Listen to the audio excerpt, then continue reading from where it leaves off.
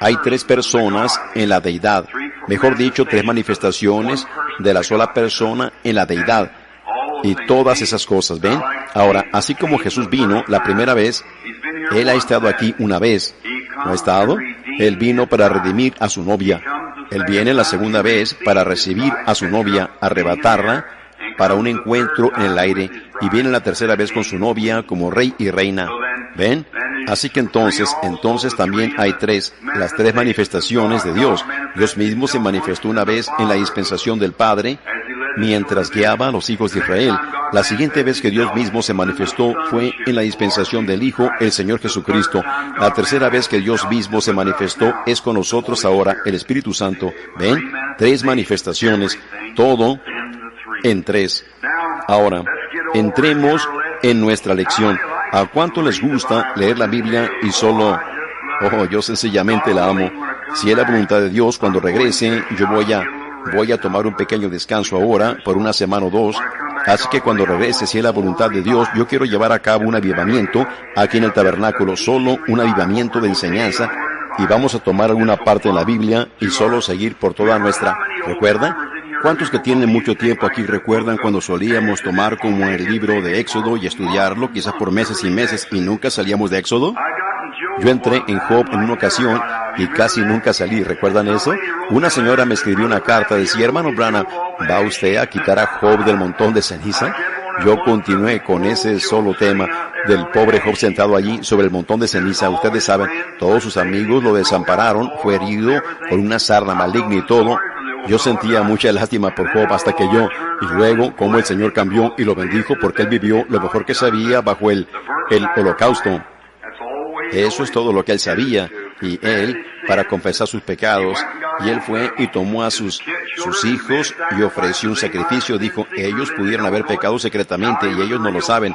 Como él era un verdadero padre y Dios le dio de nuevo a todos esos hijos al fin. ¿Sabían ustedes eso? Miren, yo les quiero preguntar algo allí. ¿Todavía recuerdan cómo él le dio de nuevo a sus hijos? Ahora recuerden, él le dobló todo. Él tenía al principio tantos miles de bueyes, cuando se los quitaron todos, él le dobló esos bueyes. Cuando le quitaron las ovejas, él le dobló las ovejas, pero ¿recuerdan? Él tenía 7 o 12, creo yo que eran, no recuerdo ahorita cuántos eran, hijos e hijas, pero él tuvo la misma cantidad de hijos e hijas. Dios se los dio a él. ¿Es correcto eso? ¿Ven? Él le dobló todos los bienes aquí en la tierra. Miren, pero sus hijos e hijas, todos ellos fueron matados, pero él le dio la misma cantidad de hijos e hijas. ¿Se fijaron ustedes? ¿Pensaron en eso? ¿Recuerdan ustedes cuando le enseñamos? ¿Ven? ¿Dónde estaban esos hijos e hijas? En la gloria, esperándolo a él. ¿Ven? Él le dio a él cada uno de ellos, ¿ven? No hubo uno solo de ellos que se perdiera, ¿ven? La misma cantidad de hijos e hijas que él especificó primero, él especificó la misma cantidad al último, pero él le dobló su porción de ovejas y bueyes y demás de esa manera. Pero sus hijos e hijas, todos fueron salvos, esperando en la gloria que Job fuera a ellos. Oh, hermanos, eso vale la pena, ¿no es así? Muy bien. El libro de Hebreos, Pablo, en mi opinión, Pablo hablando a los hebreos, separando la ley de la gracia, y quizás leeremos solo un par de versículos de los primeros versículos del capítulo 10, pero luego vamos a empezar en el 19. Pienso que nosotros veamos la ley teniendo la sombra de los bienes venideros, no la imagen misma de las cosas, nunca puede, por los mismos sacrificios que se ofrecen continuamente cada año, hacer perfectos a los que se acercan. Ahora, yo pienso que si aclaramos esta primera parte, Pablo les está tratando de decir a ellos que las viejas leyes eran una sombra de los bienes venideros. Ahora, una sombra es algo, si usted va hacia la pared o de esta manera contra las luces, usted se dará cuenta que su sombra va delante de usted. Si usted estuviera caminando hacia la puesta del sol, su sombra estaría detrás de usted. Ahora, fíjense, toda la ley teniendo la sombra de los bienes venideros. ¿Ven? Solo una sombra. Ahora, bajo la dispensación vieja, Pablo estaba tratando de decir que el hecho de que ellos fueron circuncidados, los varones en la carne, era un tipo de la circuncisión del corazón del Espíritu Santo de este día, de cómo ellos guardaban los mandamientos allá en el pasado, los cuales fueron escritos en las tablas de piedra. En los postreros días, Dios dijo que Él los escribiría en las tablas de carne de nuestro corazón. Ahora, la única manera ya en el pasado que ellos sabían que algo estaba incorrecto, no robarás, es que ellos lo tenían que ver en los mandamientos, y la ley fue añadida por causa de las transgresiones, porque si no hay ley, bueno, si no hay ley, no hay pecado. Porque si no está mal, si no hay ley en esta ciudad que diga que ustedes no se pueden pasar una luz roja, ustedes pueden hacer eso. Bueno, si ustedes se pasan una luz roja, ustedes no han hecho un mal, porque no hay ley que diga eso. Así que la ley trajo ira, o mejor dicho, expuso el pecado. ¿Ven? Ellos no tenían, ellos hicieron todas esas cosas allá antes de la ley, y ellos no estaban en pecado porque no había ley para decir que ellos estaban en pecado. Pero cuando vino la ley fue añadida hasta que vino la perfección. Ahora, el hombre siempre ha tratado de encontrar algo para él mismo salvarse. Él está haciendo todavía la misma cosa hoy en día. Él sencillamente no ha fallado en hacerlo. En la India, la semana pasada había gente que llegaba que estaba totalmente ciega por mirar el sol, tratando de encontrar paz para su alma. Algunos de ellos con las uñas de sus dedos crecidas hasta por atrás de sus manos, así, tratando de encontrar paz para su alma. Decían que ellos nunca habían bajado sus manos y las habían tenido levantadas por 40 años, tratando de encontrar paz.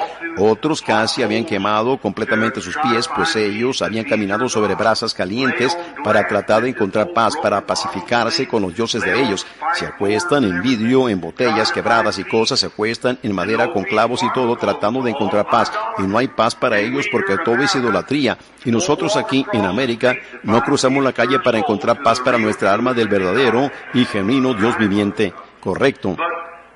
Pero miren, todas esas cosas, esas ideas paganas del hombre, fue allá en el pasado, cuando Dios envió la ley y fue añadida para mostrarnos que estas cosas eran pecado. Pero miren, esa ley no podía quitar el pecado, únicamente magnificó el pecado. ¿Ven? Porque si no hay ley que diga que usted no puede hacer eso, bueno, no es, si usted comete o quebranta eso, usted no la puede quebrantar porque no hay ley para quebrantar. Pero cuando la ley llega a su efecto, entonces el pecado se manifiesta. Entonces ellos decían, no robarás, no cometerás adulterio, no darás falso testimonio. Todas esas cosas, ellos las hicieron antes, pero no podían ser consideradas como pecado, porque no había ley en contra de eso. Pero entonces, cuando vino la ley, hizo al hombre comprender que él no puede robar, él no puede mentir, y que él no puede cometer adulterio, y todos los mandamientos son los magnificados, pero todavía esa ley no quitaba el pecado. Ella únicamente trajo al hombre a reconocer que era pecado. Entonces, cuando vino Cristo vino para quitar el pecado, ¿ven? Ahora, la única cosa que hizo la ley es que les dio a conocer que un sustituto inocente tenía que morir por el culpable. Esa ley empezó allá en el huerto de Edén. Y entonces, ahora, ellos ofrecían una oveja o un buey o algo y lo mataban, derramaban la sangre en el altar y demás, porque era lo que cubría, o un sacrificio sustituto. Pero eso nunca podía quitar el pecado, porque no hay fuerza suficiente en la vida de un animal para expiar por una vida humana, porque más elevada es la vida humana que la vida de un animal. Ahora, aquí estamos sentados esta noche, probablemente somos alemanes, irlandeses y demás, y alguna gente de color. Ellos, no importa si son negros, blancos, amarillos o cualquier color que ellos sean, de una sola persona provino cada uno de nosotros. ¿Ven? Eso puede científicamente probar que uno puede ir al pueblo más negro de África y conseguir al hombre más negro que usted puede encontrar. Y si usted estuviera enfermo, él le pudiera dar una transfusión de sangre. Su sangre es exactamente como la de él. O usted pudiera ir a China y conseguir al hombre más amarillo allá en China, y él le pudiera dar una transfusión de sangre. ¿Ven? o del hombre más moreno que hay en la India, él le pudiera dar una transfusión de sangre. De una sola sangre ha hecho todo el linaje de los hombres. Pero no hay un solo animal en el mundo que se compare con la sangre humana. ¿Ven? La sangre animal en cada uno de ellos es diferente, pero la sangre humana es toda la misma. Ahora, si eso no quita la idea de algunas de estas personas que hablan y enseñan en la escuela aquí que nosotros hemos evolucionado de la vida animal, si eso es así, entonces el animal le pudiera dar a un humano una transfusión de sangre. Pero la sangre, la vida humana, es la misma. Pero la vida animal, algunos de ellos, por ejemplo la serpiente, ella es de sangre fría, un pez, él es de sangre fría. Pero miren, un oso, un alce, o un perro, o un caballo, ellos son de diferente clase. Ninguno de ellos pudiera transfundir sangre uno al otro porque todos ellos son diferentes, pero en el ser humano es toda la misma. Entonces, por medio del sacrificio de la sangre del animal, solo era un sustituto bajo la ley hasta que vino Jesús, el cual no nació de ningún hombre. Ningún hombre en esta tierra fue su padre. Él tuvo una madre, y la madre fue una virgen, la Virgen María, una muchacha como de unos 18 años de edad, y el Espíritu Santo le hizo sombra, siendo Dios el mismo Padre, y lo crió. El mismísimo que habló el mundo a existencia, solo habló. Ustedes saben cómo entramos en ello el domingo. Cuando Dios habla, tiene que ser así. No hay manera en lo absoluto de apartarse de ello. Dios dice sea, y tiene que ser. Nada. La mismísima palabra, y la palabra era un pensamiento. Dios, cuando Él antes, una palabra es una expresión de un pensamiento. Dios lo pensó en su mente y lo habló a existencia. Y nosotros tenemos fe en nuestro corazón, la fe de Dios en nuestro corazón, y lo podemos ver claro, llega a ser una fe, y entonces lo hablamos y viene a existencia. La misma cosa, porque la mente de Cristo está en el hombre. Eso es lo que produce las sanidades y demás. Cuando usted capta esa revelación perfecta de lo que usted está haciendo, entonces usted sabe cómo caminar. Eso es, porque esa es la caminata cristiana. Ahora, pero la sangre de animales no quitaba el pecado. Entonces, cuando vino Jesús, siendo Dios mismo, manifestado en carne, su sangre no provenía de la sangre de ningún otro hombre. Cada uno de nosotros, todo profeta, todo gran hombre, era sangre humana. Pero este hombre tenía sangre divina. Dios mismo crió la célula de sangre, y la persona, usted proviene de una sola célula de sangre. Si usted la pudiera alguna vez mirar bajo un microscopio, yo lo hice hace unas cuantas semanas, y en la reproducción de animales, así que ustedes, o mejor dicho, de ganado, hay decenas de millares de gérmenes allí, y esos gérmenes, pequeñas células de sangre, germinan al óvulo, y esto es lo mismo en el humano común. Pero en este caso, Dios mismo creó esta célula de sangre sin ningún acto de un hombre en lo absoluto, y de allí provino su propio Hijo, Cristo Jesús, en quien Dios mismo habitó dentro, haciéndolo a Él Emmanuel en la tierra. Ese es el cuadro. Eso es lo que ustedes tienen que creer para ser salvos. Y luego Jesús, gratuitamente, no lo tenía que hacer, sino gratuitamente, con el amor en su corazón por su prójimo, murió en el Calvario y derramó esa sangre con los pecados del mundo sobre Él. Pues Él llevó nuestros pecados al Calvario sobre sí mismo. Ahora, no es lo que yo puedo hacer, no es si yo soy bueno o no, es si Él era bueno. Yo nunca puedo ser lo suficiente bueno como para lograrlo. Usted no puede ser lo suficiente bueno como para lograrlo. Si usted alguna vez lo logra, usted se parará en los méritos de Jesucristo. Yo les digo eso ahorita, porque no hay nada más que usted pueda hacer. Pero Dios transfirió todos nuestros pecados sobre Él, y Él murió, y porque Él murió como un pecador, la Biblia dice que su alma fue al infierno. Correcto. Y mientras Él estaba allí, Él predicó a esos que estaban encarcelados, que no se arrepintieron cuando una vez esperaba la paciencia de Dios en los días de Noé. Pero no fue posible que Él permitiera que su cuerpo viera corrupción ni dejara su alma en el Seol. Y al tercer día, Él resucitó para nuestra justificación, mostrándonos que mientras confesemos nuestra fe en Él, y hemos nacido de nuevo del Espíritu, que tan seguro como Él resucitó del sepulcro, nosotros también resucitaremos en su segunda venida.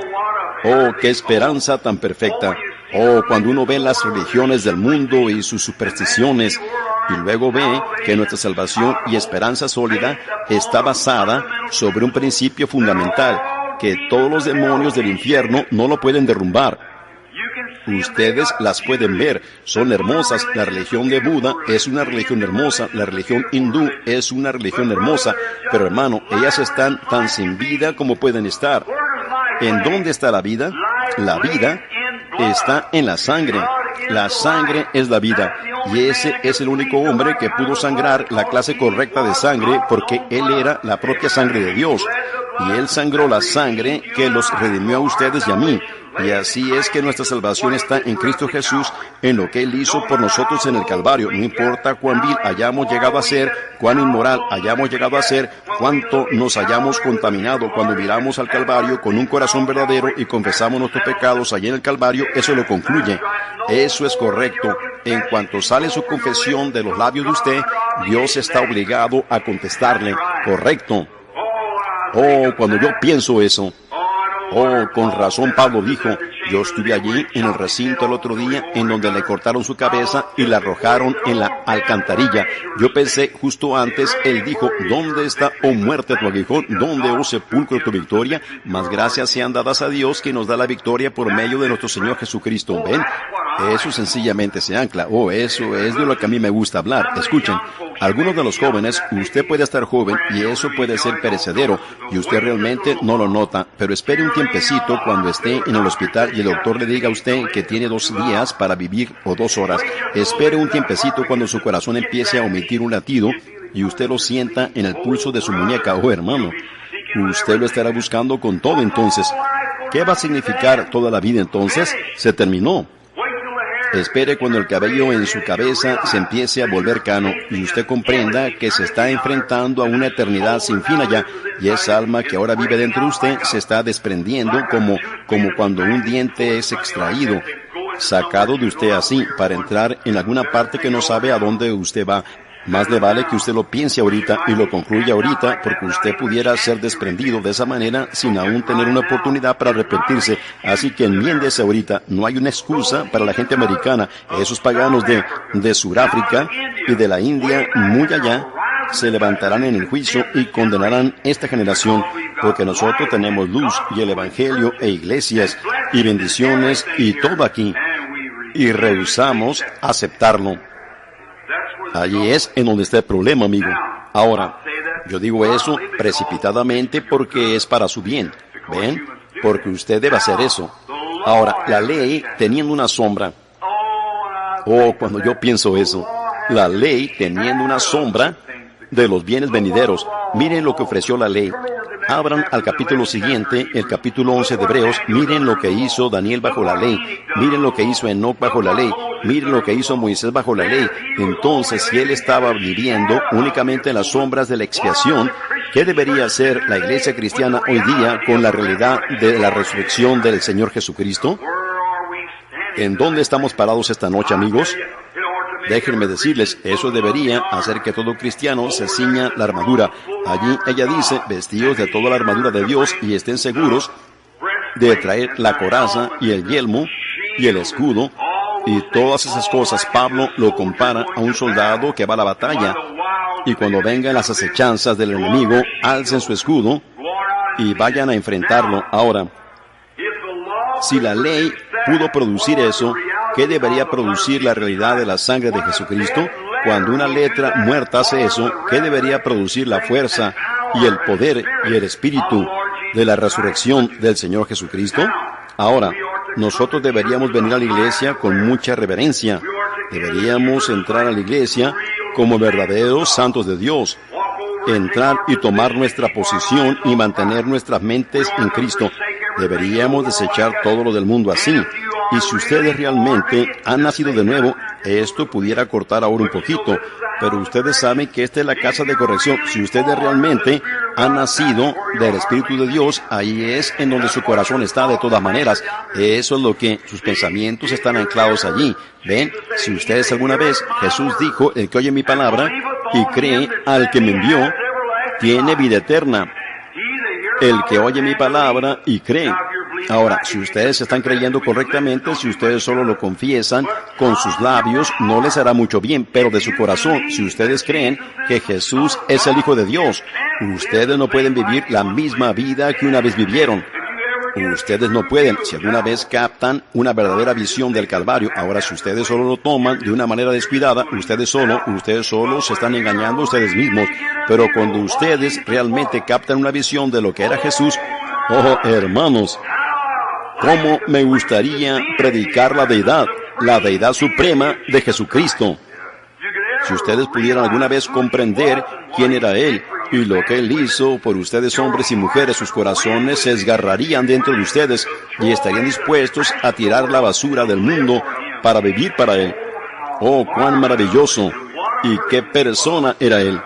Si ustedes comprendieran la condescendencia de Dios mismo, Él mismo desenvolviéndose, descendiendo, hasta que Él pudiera entrar en su corazón. Cuando Dios el Padre, en una forma de una nube grande, se posó sobre los hijos de Israel. Y cuando Él se sentó en el monte esa mañana para escribir la ley, bueno, aun si un animal tocaba el monte, Él debía ser asaeteado. Únicamente por medio de santificación llevó Él a Moisés arriba. Puso a Aarón muy abajo, al pie del monte, para vigilar y guardar para que nada. Y cuando esa columna de fuego se asentó en ese monte, los relámpagos resplandeciendo y los truenos rugiendo, la oscuridad se asentó. Cuando Jehová Dios, el Creador de toda la eternidad, se asentó arriba de un monte que Él mismo crió.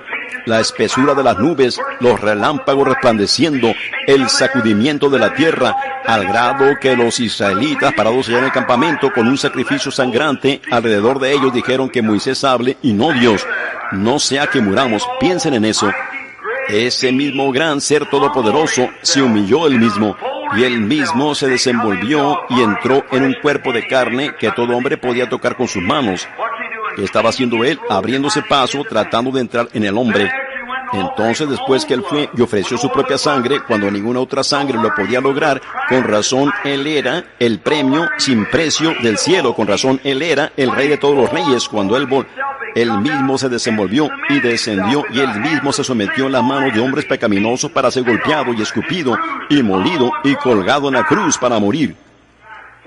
Cuando Él estaba colgado allí, alguien dijo, bueno, Él dijo, ¿acaso piensas que no puedo ahora orar a mi Padre y que Él no me daría más de 12 legiones de ángeles? Pero mi reino no es de este mundo.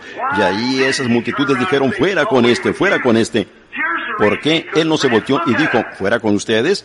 Aquí está la razón que Él no podía, amigos. Miren esto. Esos eran sus propios hijos. El pensar que los hijos de un hombre estén clamando por la sangre de su padre. Si mis hijos estuvieran enfurecidos por mi sangre, no hubiera nada más que yo pudiera decir más que, llévenme. Si Él hubiera rehusado hacerlo, Él hubiera perdido a sus hijos. Su mismísima creación, sus seres humanos. Y ellos eran los que estaban pidiendo por su sangre. ¿Se pudieran ustedes imaginar a los hijos pidiendo la sangre de su padre? Esa es la razón que Él no podía decir no. Si Él hubiera dicho no, ellos se hubieran perdido. Yo moriría gratuitamente por mis hijos y cualquier otro padre lo haría. Miren lo que Él era. Sus propios hijos pidiendo por su sangre. Y la justicia de la ley requería sangre.